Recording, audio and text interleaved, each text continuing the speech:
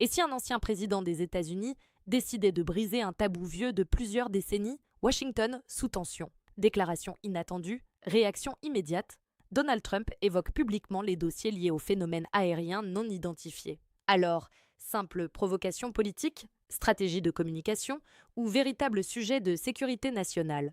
Ce qui est certain, c'est que ces déclarations relancent un débat explosif. Et cette fois, le silence officiel semble plus fragile que jamais. Avant toute chose, il faut séparer le spectaculaire du factuel. Quand un président ou un ancien président évoque les extraterrestres, l'effet est immédiat. Les réseaux sociaux s'enflamment, les titres explosent. Mais qu'a-t-il réellement dit? Dans ce type de séquence, le vocabulaire compte énormément. En général, il ne s'agit pas d'une déclaration du type « Nous avons rencontré des aliens ». Ce qui est dit est souvent plus nuancé, plus technique et plus politique. On parle de phénomènes aériens non identifiés, objets détectés par les radars militaires, dossiers classifiés partiellement déclassifiés ou encore d'éléments inexpliqués à ce stade. La nuance est fondamentale. Dire qu'un phénomène est inexpliqué ne signifie pas qu'il est extraterrestre. Cela signifie simplement que les autorités n'ont pas publiquement d'explication définitive. Dans ce genre d'intervention, il peut y avoir 3 niveaux de messages. Reconnaître l'existence d'objets ou de phénomènes observés par l'armée. Admettre que certaines données restent classifiées pour des raisons de sécurité nationale. Laisser planer un doute, volontairement ou non, sur ce qui est réellement connu. Et c'est souvent ce 3e point qui déclenche la tempête médiatique. Parce que le public entend, ils savent quelque chose, alors que le discours officiel dit « nous n'avons pas toutes les réponses ». Il faut aussi rappeler un élément central. Les États-Unis ont déjà reconnu officiellement l'existence de programmes d'analyse des phénomènes aériens non identifiés. Des rapports ont été publiés. Des auditions ont eu lieu au Congrès. Donc, lorsque Trump évoque le sujet, il ne part pas de zéro. Il s'inscrit dans un contexte déjà existant. La vraie question devient alors, a-t-il apporté une information nouvelle ou a-t-il simplement reformulé ce qui était déjà public avec un ton plus spectaculaire? Dans ce type de séquence politique, le poids des mots est stratégique. Un simple « vous seriez surpris de ce que j'ai vu » peut suffire à créer une onde de choc mondiale. Mais entre sous-entendre et révéler, il y a un monde. Et c'est précisément dans cet écart que se joue toute la tension. Si ce thème refait surface encore et encore, ce n'est pas un hasard. Les extraterrestres ne sont pas seulement un sujet scientifique, c'est un objet politique, stratégique et émotionnel.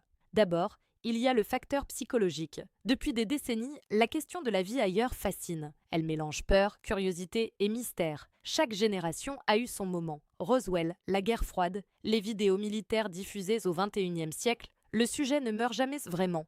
Il sommeille, puis il revient. Ensuite, il y a la dimension militaire. Les grandes puissances surveillent en permanence leur espace aérien. Quand des objets sont détectés et qu'on ne peut pas immédiatement les identifier, cela pose une question de sécurité nationale. Et lorsqu'un dossier touche à la défense, il est souvent partiellement classifié. Ce flou alimente les spéculations. 3e facteur, la communication politique. Évoquer un sujet mystérieux, sensible, presque tabou, capte immédiatement l'attention. Dans un contexte de tension politique, judiciaire ou électorale, aborder un thème spectaculaire peut détourner le débat, créer une rupture narrative, occuper l'espace médiatique. Cela ne signifie pas qu'il s'agit forcément d'une manœuvre. Mais en politique, le timing est rarement innocent. Il y a aussi un élément institutionnel. Depuis quelques années, les autorités américaines ont officiellement reconnu l'existence d'enquêtes sur des phénomènes aériens non identifiés. Des rapports ont été transmis au Congrès, des auditions publiques ont eu lieu. Donc le sujet n'est plus marginal, il est institutionnalisé. À chaque nouvelle déclaration, à chaque audition, à chaque fuite, le cycle repart. Et enfin, il y a le facteur technologique. Les radars sont plus performants, les satellites plus précis, les drones plus nombreux. Plus on observe, plus on détecte. Et plus on détecte, plus il y a d'inexpliqués temporairement. Ce n'est pas nécessairement plus d'extraterrestres, c'est plus de données. Mais dans l'opinion publique, la nuance disparaît vite. Résultat, le sujet revient encore et encore parce qu'il se situe à la croisée de 3 mondes, la défense, la politique et l'imaginaire collectif. Et tant que ces 3 dimensions coexisteront, le mystère, lui, ne disparaîtra pas. La vraie question n'est pas seulement ce qu'il a dit. La vraie question, c'est pourquoi maintenant. En politique, le calendrier est une arme. Si Donald Trump évoque un sujet aussi explosif à ce moment précis, ce n'est probablement pas improvisé. Il faut regarder le contexte. Où en est-il politiquement? Quelle est la pression médiatique autour de lui? Quel débat domine l'actualité? Parce qu'en communication, choisir le thème, c'est déjà contrôler la conversation. Premier élément, la saturation médiatique. Quand l'actualité devient hostile, enquête, critique, tension partisane, introduire un sujet inattendu permet de casser la dynamique. On change l'angle, on surprend, on occupe l'espace, et pendant que tout le monde débat du spectaculaire, d'autres sujets passent au second plan. Deuxième élément, parler à sa base. Le thème des phénomènes inexpliqués, de la transparence gouvernementale, du « on vous cache des choses » résonne particulièrement dans une partie de l'électorat américain. Évoquer ces dossiers, c'est aussi s'inscrire dans une logique de défiance envers l'establishment. Le message implicite peut être simple, moi, je vous dis la vérité que d'autres n'osent pas dire. Troisième élément, la posture de leader. Évoquer des dossiers sensibles liés à la défense ou à la sécurité nationale permet de se positionner comme quelqu'un qui a accès à des informations confidentielles. Cela renforce l'image d'un homme au cœur du pouvoir, même si le contenu reste prudent. Quatrième facteur possible, l'effet calculé de choc. Dans un paysage médiatique saturé, seuls les sujets à fort impact percent réellement. Parler d'économie ou d'administration ne provoque pas la même réaction que parler d'objets non identifiés et de révélations. C'est une mécanique connue, créer un moment fort. Mais attention, il y a une différence entre stratégie de communication et révélation concrète. Et c'est là que tout se joue. Parce que si le timing est politique, le sujet, lui, touche à quelque chose de plus profond, la confiance dans les institutions. Et lorsqu'un président ou un ancien président s'exprime sur ce terrain, il ne joue pas seulement avec la curiosité publique, il joue avec l'équilibre entre transparence, sécurité et crédibilité. Alors est-ce une diversion, une conviction personnelle ou une séquence pensée pour peser dans un contexte plus large? C'est précisément ce qui rend le moment si sensible, et ce qui explique pourquoi, au-delà du buzz, le timing compte autant que les mots. Il y a un point qu'on oublie souvent dans ce type d'annonce, même si un président voulait tout révéler, il ne le pourrait pas forcément. Pourquoi? Parce que la machine du secret défense aux États-Unis est massive, structurée, verrouillée. Des milliers de documents classifiés, des niveaux de confidentialité différents, des agences multiples, Pentagone, renseignements, sécurité nationale, chacune avec ses propres protocoles, et surtout une logique de compartimentation. Cela signifie qu'aucune personne, pas même le président, n'a automatiquement accès à tout moment, sans filtre. Certaines informations sont protégées non pas pour cacher une vérité au public, mais pour protéger des capacités technologiques, des systèmes de détection, des sources humaines. Prenons un exemple simple. Si l'armée américaine détecte un objet aérien non identifié, ce qui est classifié n'est pas forcément l'objet lui-même, mais la manière dont il a été détecté, radar spécifique. Satellite, capacité de surveillance avancée. Révéler trop de détails, c'est révéler ses propres vulnérabilités. Et dans un contexte de rivalité stratégique avec la Chine ou la Russie, ce n'est pas anodin. Il y a aussi une autre dimension, le précédent. Si un président décide de déclassifier massivement des dossiers sensibles, il crée une rupture. Et cette rupture peut inquiéter les agences de renseignement elles-mêmes, car le secret défense repose sur une promesse implicite. Certaines informations ne sortiront jamais sans procédure stricte. C'est un équilibre fragile entre transparence démocratique et impératif de sécurité nationale. Et c'est pour cela que les révélations sur ce type de sujet restent souvent vagues, prudentes, calibrées. On parle de phénomènes, on parle d'objets non identifiés, on parle de rapports en cours d'analyse, mais on ne livre pas les détails bruts. Ce poids du secret défense crée un paradoxe. Plus le sujet est sensible, plus la communication est floue. Et plus elle est floue, plus elle nourrit l'imaginaire. C'est un cercle presque automatique. Et c'est peut-être là que réside la clé. Parce que même si un président voulait frapper fort, la structure même de l'État limite ce qu'il peut réellement dire. Alors quand une déclaration survient, il faut se poser une question simple. Est-ce une révélation complète ou une parole qui reste encadrée par des murs invisibles?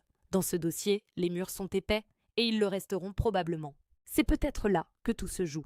Ce sujet touche à quelque chose de profondément humain, la fascination.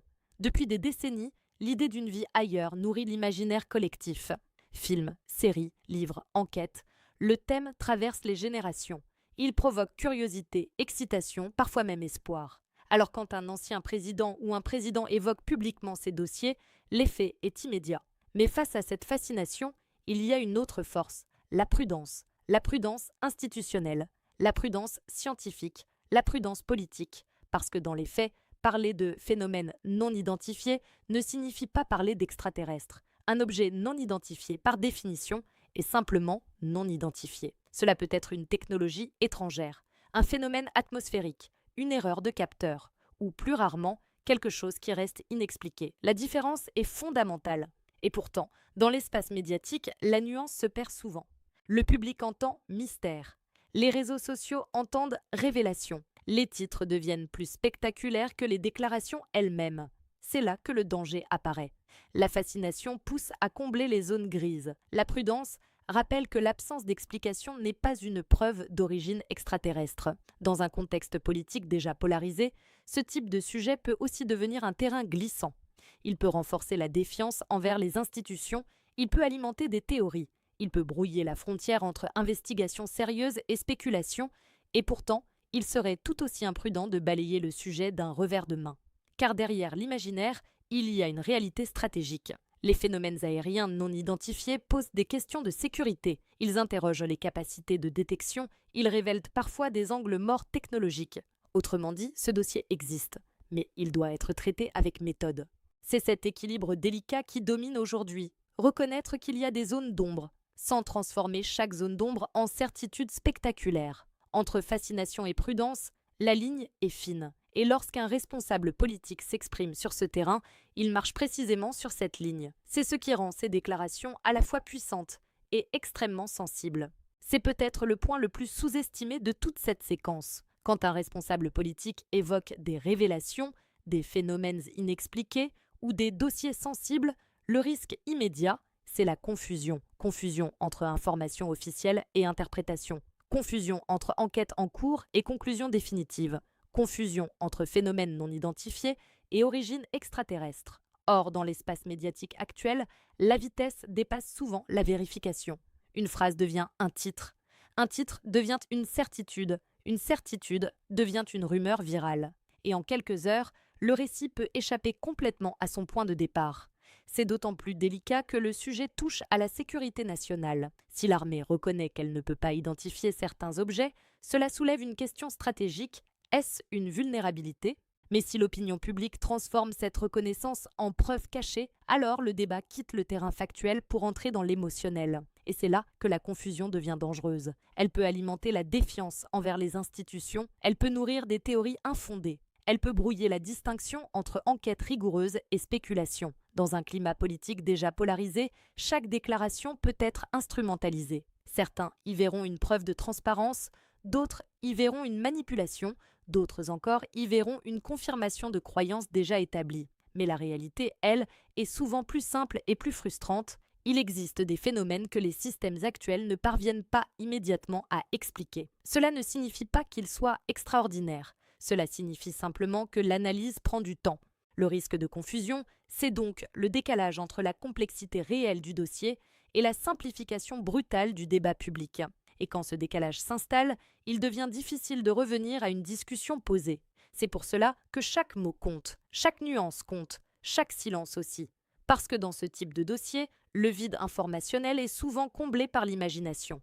Et une fois que l'imaginaire prend le dessus, la réalité a du mal à reprendre sa place. Au fond, la question n'est peut-être pas « y a-t-il des extraterrestres ?» La vraie question est beaucoup plus politique. Le véritable enjeu, c'est la confiance. Confiance entre les citoyens et leurs institutions. Confiance dans la parole publique. Confiance dans la capacité de l'État à dire ce qu'il sait et à reconnaître ce qu'il ne sait pas. Quand un sujet aussi sensible surgit dans le débat, il agit comme un révélateur. Il révèle notre rapport au secret. Il révèle notre rapport à l'autorité. Il révèle notre besoin de réponses claires dans un monde de plus en plus incertain.